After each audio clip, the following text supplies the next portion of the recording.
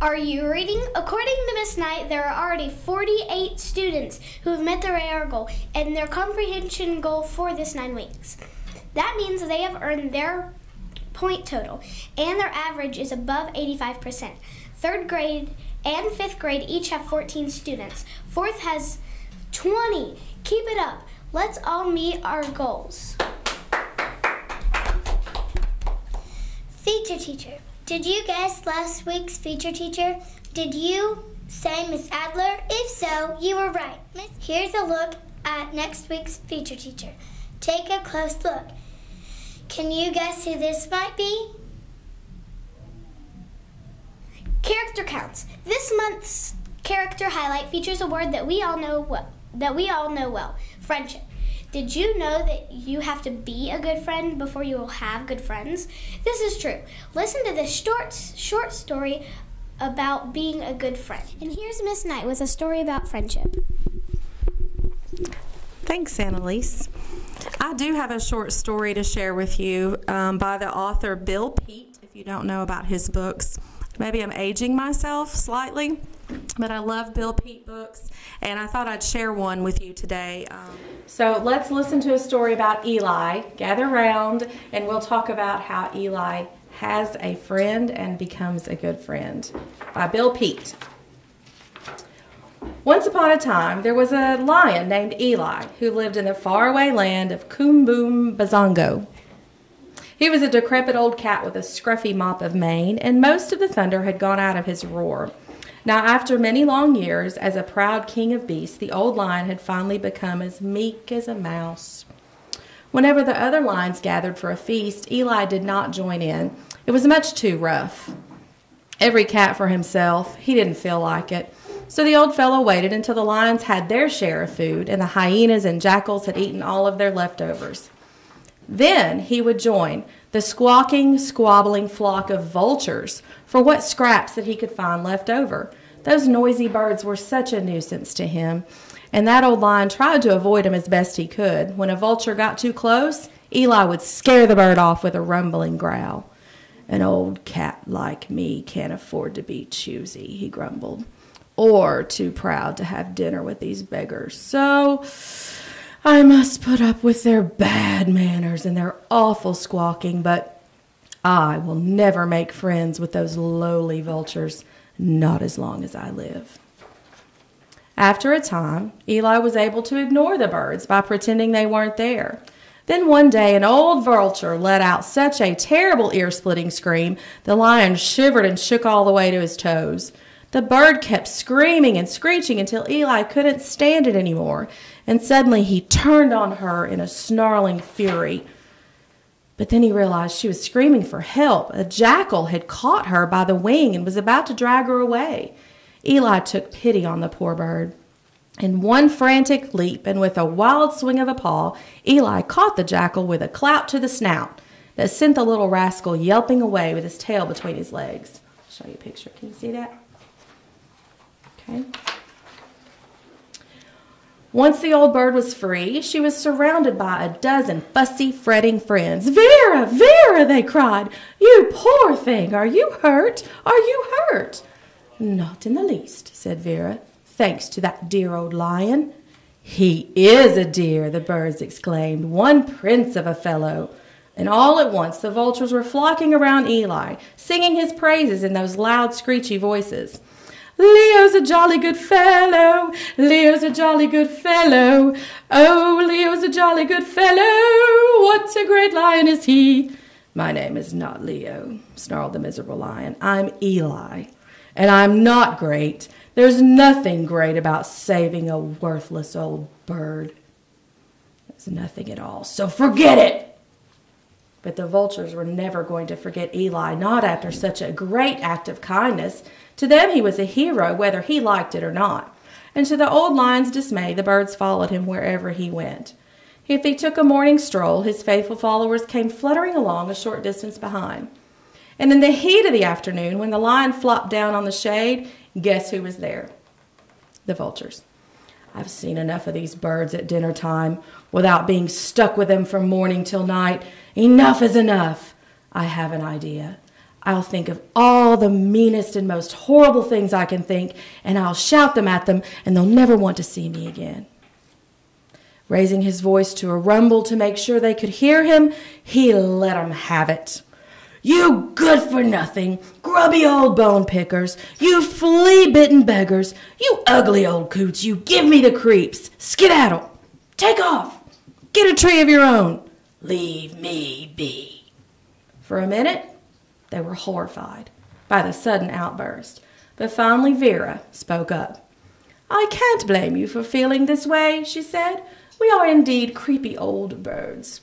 We will do as you wish and leave you alone, but no matter what you say, we are still your friends, and in some way, we old birds might be useful someday." And guess what? That someday came very soon.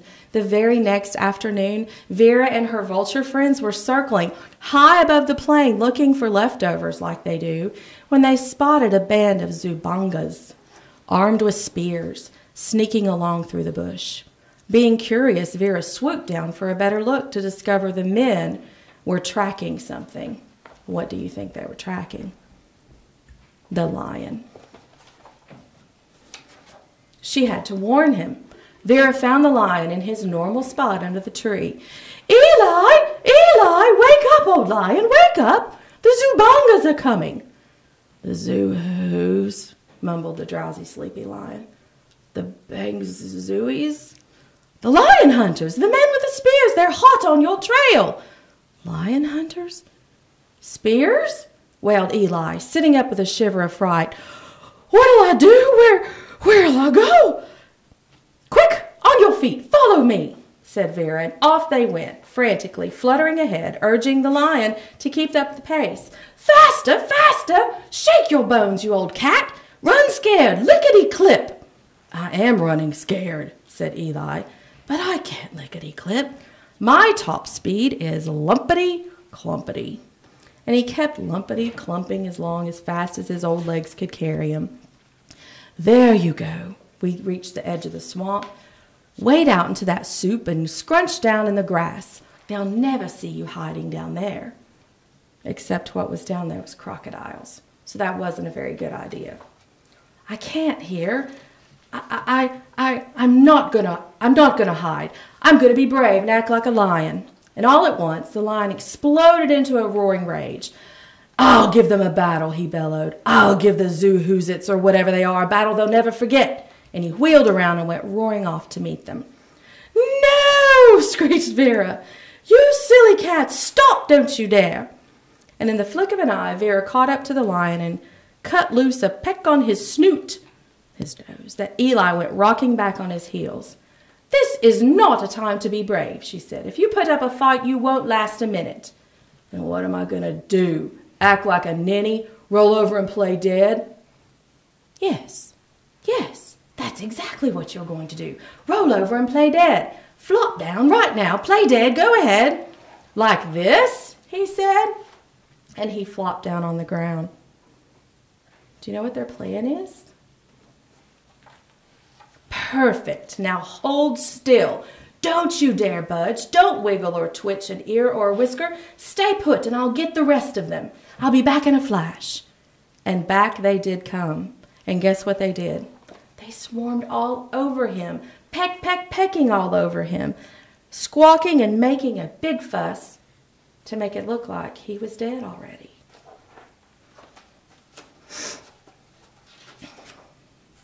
In the next instant, the Zubangas came charging over the hill, but when they saw him sprawled out on the ground, they halted. What? How can it be? The great cat done in? Poor Simba.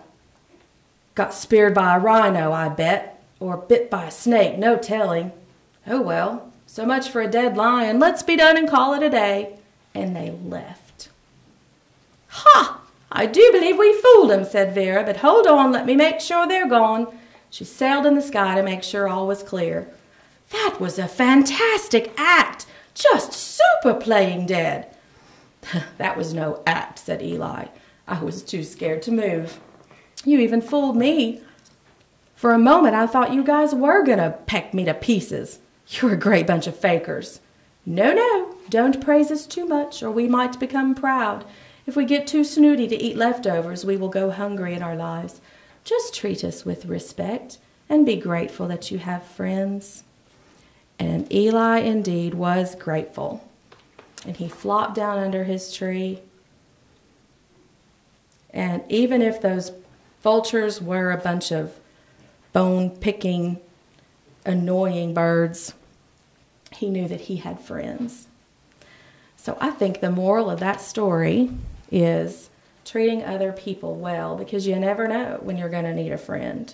If you like Bill Peet, there's a bunch of picture books in the library by the same guy, and he loves to come up with funny names for animals.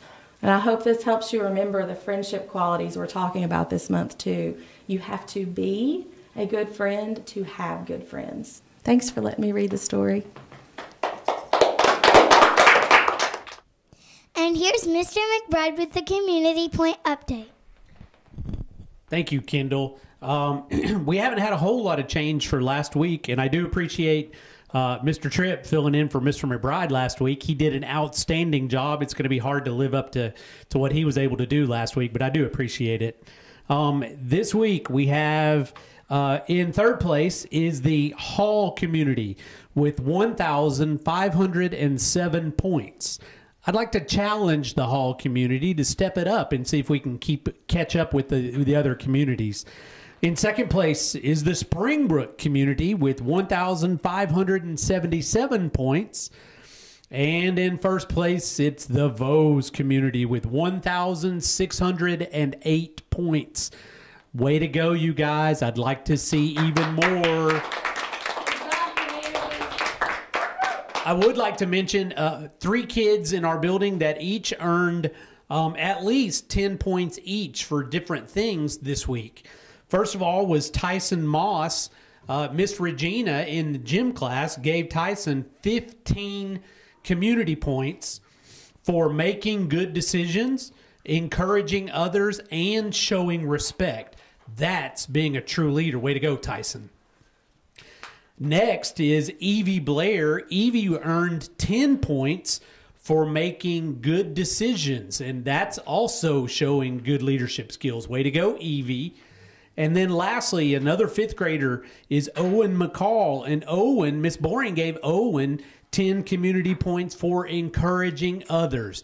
That's one of my favorite community points. Way to go, you 3, for exemplifying what it means to be a good leader at Alcoa Intermediate School. 2, 3. Have a great week!